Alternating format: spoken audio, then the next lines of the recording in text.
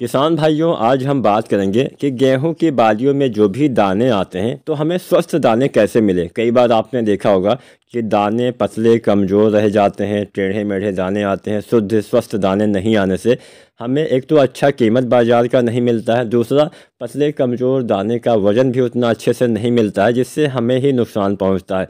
तो आज हम कुछ ऐसे तरीके, कुछ ऐसे फार्मूले आपको बताएंगे जिससे आपके गेहूं के दाने का वज़न भी अच्छे से आएगा, दाने का साइज़ भी अच्छा आएगा, दाना मोटा चमकदार रहेगा। नमस्कार किसान साथियों, फार्मिंग विद एसआरजे चैनल पे आपका स्वागत है। चैनल को सब्सक्राइब नहीं किया है तो सब्सक्राइब करिए, वीडियो को लाइक नहीं किया है तो लाइक करिए, और जो भी आपका सवाल हो नीचे आप कमेंट भी कर सकते हैं। आप हमें कमेंट के माध्यम से यह अवश्य बताइएगा कि आपकी गेहूं की फसल अभी कितने दिन की हो गई है। फिलहाल चलिए आज की वीडियो हम स्टार्ट करते हैं। सबसे पहले बात करते हैं कि कैसे हम बालियों की साइज़ बढ़ा सकते हैं, क्योंकि अगर बालियाँ ही अच्छी नहीं आएंगी तो दाने कहाँ से अच्छे आएंगे। तो सबसे पहले तो आपको बालियाँ अच्छी लेनी है, और बालियाँ अच्छी लेने के लिए 2-3 खादें होती हैं जो हमारे बालियों के लिए काफ़ी उपयोगी होती हैं। पहला होता है पोटास, फास्फोरस और नाइट्रोजन। इसके साथ साथ इस अवस्था में अगर आप कुछ अन्य खादों का भी इस्तेमाल करते हैं तो फ़ायदा मिलता है। जैसे कि मैंने बोला कि नाइट्रोजन, फास्फोरस, पोटास, ये 3 मुख्य तत्व होते हैं जो हमारे पौधे को सबसे ज़्यादा आवश्यकता पौधे को इसकी पड़ती है। सबसे नंबर 1 पे आवश्यकता पड़ती है नाइट्रोजन की, नंबर 2 पे फास्फोरस की, नंबर 3 पे पोटास की। लेकिन इस समय उल्टा होता है, इस समय आपके पौधे को नाइट्रोजन की आवश्यकता जितना भी होती है उतना तो हमने डाल ही दिया है, तो इस समय ज़्यादा नाइट्रोजन की आवश्यकता नहीं होती है। खासकर गबोड अवस्था में आपको नाइट्रोजन डालना भी नहीं चाहिए, नहीं तो पौधे ज़्यादा लंबे हो जाते हैं। तो इस अवस्था में केवल 2 तत्व की आपको पूर्ति करनी है, 2 से 3। एक तो होता है पोटास। अब कई बार हम बुआई के समय पोटास नहीं डाल पाते हैं, जिससे हमारे पौधे में बालियाँ छोटी पतली, उत्पादन में कमी देखने को मिलती है।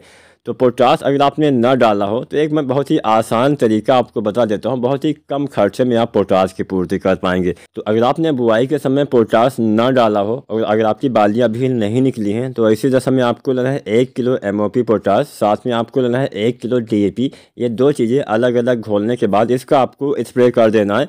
DAP को एक दिन पहले घोलना है, क्योंकि DAP घोलने में थोड़ा लंबा टाइम देती है। तो ये 2 चीज़ें, 1 kilo DAP, 1 kilo MOP potash 60% वाला, ये 2 चीज़ें एक दिन, मतलब DAP एक दिन पहले घोलिए, और पोटास को जब आपको स्प्रे करना हो तो 1 घंटा आधा घंटा पहले घोल के, क्योंकि वो जल्दी घुल जाता है। तो उसको घोलने के बाद अगर आप स्प्रे कर देते हैं, एक साथ मिला के कर सकते हैं, अच्छा फ़ायदा मिलेगा। नाइट्रोजन, फास्फोरस, पोटास, इन तीनों तत्वों की पूर्ति होने से आपके पौधे में बालियों का विकास अच्छे से हो पाएगा। अब इसका इस्तेमाल अगर आप करते हैं तो अच्छा फ़ायदा मिलता है।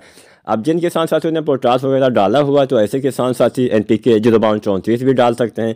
बालियाँ आने से पहले इसका इस्तेमाल करते हैं तो बालियों की साइज़ अच्छी आती है, लंबाई अच्छी आती है। आप चाहें तो बालियाँ आने से पहले अगर आप 0:34 डालते हैं तो आपको बोरोन का तो इस्तेमाल करना ही करना है। कई बार बोरोन की कमी से भी, दाने का भराव सही से नहीं होने से भी समस्या आ जाती है। तो बोरोन 20% वाला 100 ग्राम डालना है। NPK 1 से 1.5 किलो डालना है।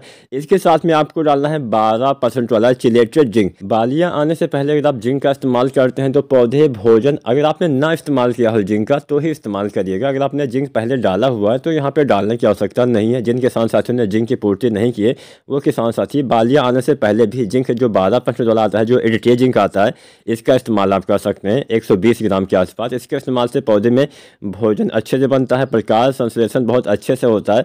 तो जिंक भी आप डाल सकते हैं। तीनों का यानी बोरोन, जिंक और NPK 0:34 अलग अलग बर्तन में घोल बनाइए और एक साथ टंकी में डाल के इसका इस्तेमाल बालियाँ निकलने से पहले गबोड अवस्था में करते हैं। बालियाँ बहुत ही स्वस्थ आएंगी, लंबी मोटी चौड़ी आएंगी, जिससे आपको बाद में दाने भी आपके अच्छे आएंगे। अब चलते हैं दाने का भराव हम सही से कैसे करें।